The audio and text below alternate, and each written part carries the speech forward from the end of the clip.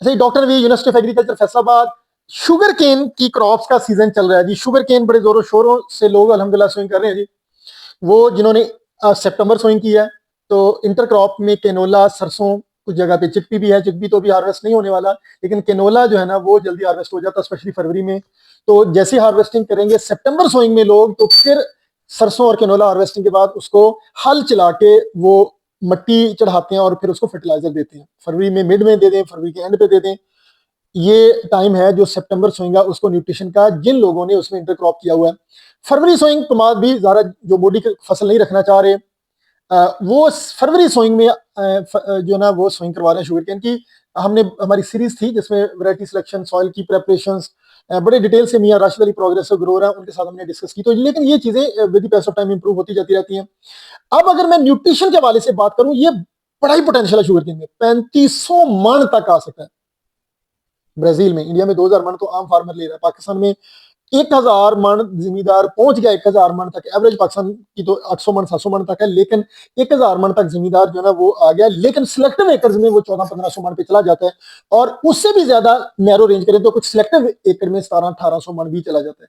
वो दवाड़ एकड़ के बाद हो तो 2000 रुपए भी पाकिस्तानी फार्मर चल जाता है, लेकिन 100-150 एकड़ की एवरेज है ना वो 2000 मन अभी तक पाकिस्तान में नहीं है। तो लंबी फसल है, पूरे एक साल की फसल है, न्यूट्रिएंट बड़ा इंपॉर्टेंट है। बाकी हम स्टेप बाय स्टेप बाकी इसके पार्ट्स पे भी बात करेंगे, लेकिन न्यूट्रिएंट सबसे इंपॉर्टेंट है। लंबी फसल है, कम से कम 180 से 200 दिन तक ये न्यूट्रिएंट अपटेक करता है। 263 दिनों में 200 दिन तक शुगर केन को न्यूट्रिएंट चाहिए, लेकिन अनफॉर्चुनेटली हम बॉदर ही नहीं करते। तो पाकिस्तान में बहुत ज्यादा पोटेंशियल है, लोग न्यूट्रिएंट मैनेज प्रॉपर नहीं कर पाते, उनके फाइनेंशियल कंस्ट्रेंट्स हैं या कुछ भी है। तो उस वजह से पाकिस्तान में जो फार्मर है शुगर केन की एवरेज यील्ड में बहुत पीछे है, दुनिया से बहुत पीछे। अच्छा, अगर हम बात करें तो एक अच्छा ऑर्गेनिक मैटर बहुत जरूरी है, बहुत जरूरी है। याद रखें, अगर तो ये 5-6 टन 10 टन तक रूढ़ी अच्छी डिकम्पोज्ड सोइंग से पहले, लैंड प्रेपरेशन से पहले अगर आप ऐड कर देते तो कमाल हो जाता है। लेकिन अब लोग ये रूढ़ी ऐड करने का ट्रेंड नहीं है, मिन्योर ऐड करने का ट्रेंड नहीं है, जो नई यूथ आ रही है। तो फिर क्या करें? फिर सबसे बेस्ट है कि आप अच्छा ऑर्गेनिक मैटर जिसको हम कंपोस्ट कहते हैं वो ऐड करें। 3 से 4 थैले, 150 किलो अच्छी कंपोस्ट, जो सॉइल कंडीशनर हम जिसको क्लेम करते हैं, 150 किलो तक 4 बैग अगर आप बुआई के वक्त ऐड करवा देते हैं बेसल फर्टिलाइजर में, तो ये इसकी उगाव को बेहतरीन कर देगा, क्योंकि सॉइल नरम रहेगी। या फिर 2 bag black gold, uni black gold low pH humic substances है, 10 केजी का वो बैग है। तो बेसल डोज में आप ऐड कर देंगे, जमीन नरम रहेगी, बुरबरी रहेगी, और आपका शुगरकेन अच्छा ग्रो करेगा। तो ये 2 चीजें लाजमी जमीन की फर्टिलाइजर में जो बेसल डोज है उसमें ऐड करवाना। अच्छा, अगर हम बात करें तो फास्फोरस, पोटाश इसको बेसल डोज में रिकमेंड की जाती है, लेकिन पोटाश को हम सप्लेट में ले जाते हैं। फास्फोरस इन जनरल हम इसको बेसल में ही लेके जाते हैं जी। इमोबाइल न्यूट्रिएंट है सॉइल में। अगर मैं फास्फोरस की बात करूं तो कम से कम 48 से 60 किलो खालिस फास्फोरस चाहिए 1 एकड़ शुगर केन के फील्ड को। 48 किलो से 60 किलो। डीएपी के बैग में 46 किलो है, एमएपी के बैग में 8 किलो है, लेकिन जैसे एमएपी जो 50 किलो वाला उसमें 51 केजी है। तो ये डिपेंड करता है। तो आपको कम से कम 2 बैग डीएपी, कम से कम 2 बैग डीएपी के बराबर फास्फोरस 46 से 48 किलो बनती है। 2.5 बैग भी हो सकते हैं, लेकिन डीएपी महंगी है तो फास्फोरस का खर्चा ज्यादा है शुगर केन का। फिर क्या करें? तो फिर मैं रिकमेंड करूंगा कि आप रॉक फॉस्फेट का कोई सोर्स लें, उसको बायोलॉजिकली एक्टिव करें, या फिर यूनिफॉस ले लें। 24 रुपए का हम देते हैं बैग। तो 2 bag 20 kilo phosphorus, 3 bag 30 kilo phosphorus.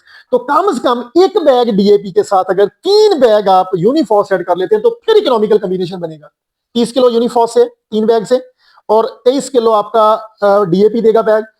30 और 23 53 किलो बन गया। तो हम कह रहे हैं 48 से 60 केजी तक आपका फास्फोरस चाहिए। तो फास्फोरस पौधे को बल्क में चाहिए, root development, stem elongation, fruit की क्वालिटी। इवन एक स्टेज पे यहां तक रिसर्च है कि एन और पी की रेशो जो है ना, अगर आपने अच्छी रखी है तो शुगर केन में लॉजिंग कम होगी। पोटाश भी जरूरी है लॉजिंग के लिए, फास्फोरस को भी बैलेंस रखना है। तो फास्फोरस का कॉम्बिनेशन मैंने आप जैसे आपको कहा, कुछ लोग एनपी को प्रेफर करते हैं, तो एनपी थोड़ी सी कॉस्टली है। एक बोरी अगर आप डीएपी बेसल में देते हैं तो बाद में आपको कम से कम 2 बैग एनपी देनी पड़ेगी। लेकिन अगर आप एनपी दे रहे हैं तो फिर आपको यूरिया उतना 1 बैग कम कर सकते हैं, क्योंकि 1 बैग एनपी में आधा बैग यूरिया होता है। कॉम्बिनेशन बनाने दी आपने, कंसंट्रेशन क्वांटिटी फर्टिलाइजर की वो मैंने आपको बता दिया। पोटाश बहुत जरूरी है, बहुत जरूरी है पोटाश। 60 से 70 किलो 1 एकड़ में। एमएपी 60% है, तो एमएपी के कम से कम 2 बैग एसओपी 50 किलो वाली लेंगे तो 2.5 बैग एसओपी के आपके 1 एकड़ शुगरकेन को चाहिए। 2.5 बैग एसओपी के 50 किलो वाले, हम कॉस्ट निकालते हैं 11,000 रुपए का एसओपी 50 किलो वाला, तो 11 और 11 22,000 और आधा 6,500, 22 और 6 2,500 की फास्फोरस अगर आप एमएपी लेते हैं, एसओपी लेते हैं, सॉरी एसओपी लेते हैं 50 किलो वाली। अब आते हैं एमएपी, एमएपी 7800 की मिल रही है, तो आपको एमएपी 2 बैग 60 किलो आपकी पोटाश की रिक्वायरमेंट पूरी करते हैं और वो 16,000 में। अब जस्ट इमेजिन के बाई 27,500 रुपए में एसओपी आपकी शुगरकेन की रिक्वायरमेंट है और 15,500 या 15,600 में आपकी एमएपी वही जरूरत पूरी कर रही है और 10,000 का फर्क है। तो पोटाश में आप एमओपी यूज करें लेकिन साथ में बायोएक्टिव सल्फर आप कोट कर लें तो पोटाश एमओपी एसओपी की तरह ही बिहेव करेगी, इकोनॉमिकल भी है, 10,000 रुपया बच रहा है। तो अब आते हैं नाइट्रोजन की तरफ। नाइट्रोजन बड़ी इंपॉर्टेंट है, बहुत ही इंपॉर्टेंट है नाइट्रोजन क्रॉप। ये 250 किलो तक नाइट्रोजन पर हेक्टर चाहिए। अगर मैं नाइट्रोजन की बात करूं तो कम से कम भी ये 100 किलो खालिस नाइट्रोजन चाहिए 1 एकड़ शुगरकेन को। 100 किलो खालिस नाइट्रोजन, 46% है यूरिया के बैग में, 2 bag 46 kilo, 4 bag 46 Doon 92 kilo, 4 से 4.5 बैग कम से कम आपके यूरिया के यूज होने हैं। फिर 1 एकड़ शुगरकेन की रिक्वायरमेंट पूरी होगी 4.5 bag nitrogen urea. Ammonium sulphate की बस की बात नहीं है, अमोनियम नाइट्रेट की बस की बात नहीं है, वो आपके बजट को आउट कर देगी। तो 100 किलो नाइट्रोजन यानी 4.5 बैग यूरिया से पूरी होनी है। लेकिन अब क्या, शुगरकेन ज्यादातर जो शुरू वाली नाइट्रोजन अपटेक करता है वो अमोनियम फॉर्म है।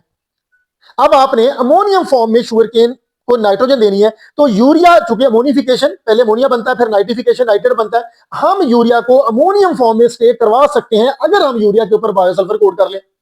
तो यूरिया अगर 2 किलो 3 किलो 1 बैग यूरिया के ऊपर बायोएक्टिव सल्फर कोट करते हैं तो बायोसल्फर की जो एच आयन की पावर है वो अमोनिया यूरिया में अमोनिफिकेशन प्रोसेस को अमोनियम आयंस में कन्वर्ट कर देती है, उसकी वोलेटिलाइजेशन लॉसेस भी रुक जाते हैं और आपकी जो अमोनिफिकेशन प्रोसेस है वो रुक जाता है और आपका यूरिया अमोनियम फॉर्म में स्टे करता है। सल्फेट बड़ा अच्छा नाइट्रिफिकेशन इनहिबिटर है। तो आप चूंकि शुगरकेन में अमोनिकल फॉर्म नाइट्रोजन की प्रेफर की जाती है, यूरिया आपकी नाइट्रोजन के बजट को बैलेंस रखेगा और कोई फर्टिलाइजर नहीं रख सकता, तो बायोएक्टिव सल्फर कम से कम 8 से 10 किलो, हर बैग के साथ 2 किलो, 4 बैग 4.5 बैग, कम से कम 10 किलो बायोएक्टिव सल्फर चाहिए। 2 काम हो गए बायोएक्टिव सल्फर से। एक काम होगा कि ये सल्फर की आपकी सल्फर सल्फेट कंटेंट इसको अच्छे खासे चाहिए, तो सल्फेट या सल्फर की कमी को भी पूरा करेगा। दूसरा जो एच आयन से यूरिया की अवेलेबिलिटी, नाइट्रोजन की अवेलेबिलिटी है कि उसको भी इनहेंस करेगा और वो जो अमोनिकल फॉर्म में नाइट्रोजन अपटेक करता है शुगरकेन की उसको भी इंश्योर करेगा। माइक्रोन्यूट्रिएंट बड़े जरूरी है, थोड़े थोड़े चाहिए। माइक्रोन्यूट्रिएंट कॉकटेल सबसे बेस्ट है, कम से कम 4 लीटर, इतना इकोनॉमिकल 2400 रुपए में शुगरकेन की पूरी साल की जरूरत पूरी कर सकता है माइक्रोन्यूट्रिएंट कॉकटेल, सिर्फ 4 किलो 4 लीटर। अगर मैं थोड़ी सी बात करूं क्रिटिकल, अगर ये मिनिमम मैक्सिमम लिमिट क्या है एनपीके की, तो 10 पीपीएम डेफिशिएंट है, 5 पीपीएम डेफिशिएंट है, 40 पीपीएम पोटाश डेफिशिएंट है। तो यानी अगर आप ऑप्टिमम रेंज की बात करें तो 40 पीपीएम नाइट्रोजन ऑप्टिमम है, 30 पीपीएम पोटाश फास्फोरस ऑप्टिमम है और 100 पीपीएम पोटाश ऑप्टिमम है। इससे नीचे आपकी यील्ड जो है वो मुतासर होगी। अगर टिश्यू न्यूट्रिएंट की बात करें तो नाइट्रोजन 2.25%, 2.25% से कम नहीं होने चाहिए, कम होंगे तो पैदावार कम होगी। ये आप न्यूट्रिएंट को चेक कर रहे हैं। और अगर आप 0.09 से लेकर 1% तक आपका फास्फोरस का कंटेंट लीव्स में होना चाहिए और 2.25% तक पोटाश कंटेंट होने चाहिए। तो तीनों तरीके सॉइल का न्यूट्रिएंट स्टेटस चेक कर लें जो मैंने कहा है, 40 पीपीएम नाइट्रोजन, 30 पीपीएम फास्फोरस और 100 पीपीएम पोटाश। अदरवाइज पत्ते में 2.25% आपका नाइट्रोजन, 2.25% ही पोटाश और 0.09 से 0.1% तक फास्फोरस होना जरूरी है, नहीं तो आपकी पैदावार कम होगी। अब तक के लिए इतना। इंशाल्लाह नेक्स्ट एपिसोड के साथ हम दोबारा हाजिर होंगे शुगरकेन के ऊपर। Thank you.